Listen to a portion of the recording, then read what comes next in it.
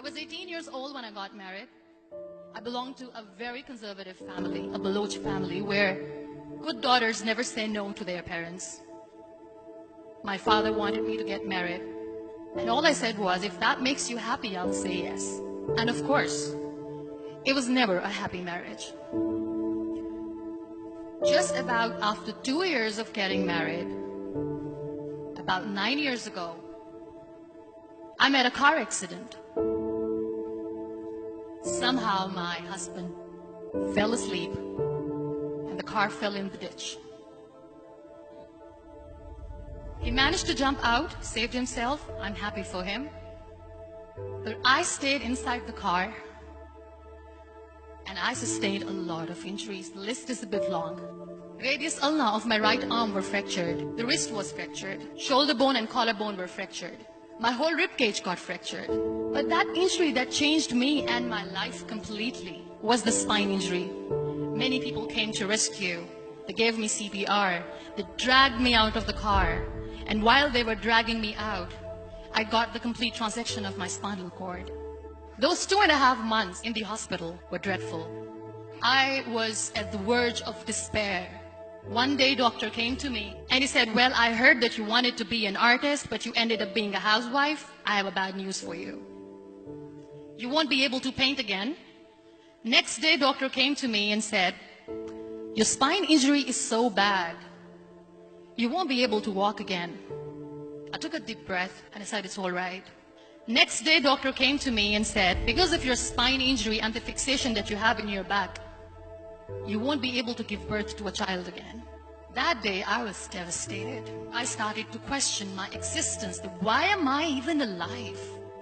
So what kept me going was, one day I asked my brothers, I know I have a deformed hand, but I'm tired of looking at these white walls in the hospital and wearing these white scrubs. Bring me some colors, bring me some small canvas. I want to paint. So the very first painting I made was on my deathbed, where I painted for the very first time. What an amazing therapy it was. Without uttering a single word, I could paint my heart out. I could share my story. People used to come and say, what lovely painting. So much color. Nobody could see the grief in it.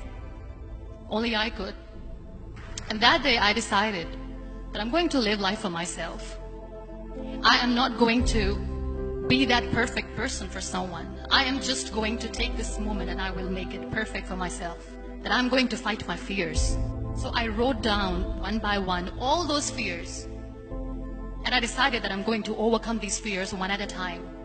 You know what was my biggest fear? Divorce. But the day I decided that this is nothing but my fear, I liberated myself by setting him free. And I made myself emotionally so strong that the day I got the news that he's getting married, I sent him a text that I'm so happy for you and I wish you all the best. And he knows that I pray for him today. Number 2 was, I won't be able to be a mother again.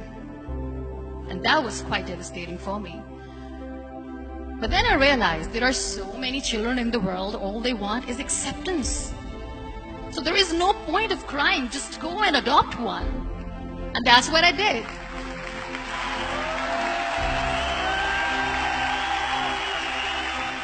I gave my name in different organizations, different orphanages, and I waited patiently. 2 years later, I got this call from a very small city in Pakistan. I got a call and they said, are you Muniba Mazari? There is a baby boy and would you like to adopt? I could literally feel the labor pain. I said, yes, yes, I am going to adopt him. I am coming to take him home. And that day, I was 2 days old, and today he's 6. You know, when you end up being on the wheelchair, what's the most painful thing? People think that they will not be accepted by the people because we, in the world of perfect people, are imperfects. So I decided to appear more in public. I started to paint. I have done a lot of modeling campaigns. I decided that I'm going to join the national TV of Pakistan as an anchor person. I became the National Goodwill Ambassador for UN Women Pakistan, and now I speak for the rights of women, children. I was featured in BBC 100 Women for 2015. I'm one of the Forbes 30 under 30 for 2016. So when you accept yourself the way you are, the world recognizes you. It all starts from within. We have this amazing fantasy about life. This is how things should work. This is my plan. It should go as per my plan. If that doesn't happen, we give up. I never wanted to be on the wheelchair. Never thought of being on the wheelchair. This life is a test and a trial, and tests are never supposed to be easy. So when you are expecting ease from life, and life gives you lemons, then you make the lemonade, and then do not blame life for that. It is okay to be scared. It is okay to cry. Everything is okay, but giving up should not be an option.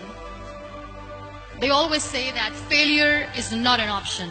Failure should be an option, because when you fail, you get up, and then you fail, and then you get up, and that keeps you going. Embrace each and every breath that you are taking. Celebrate your life. Live it. Don't die before your death. Real happiness lies in gratitude. So be grateful, be alive, and live every moment.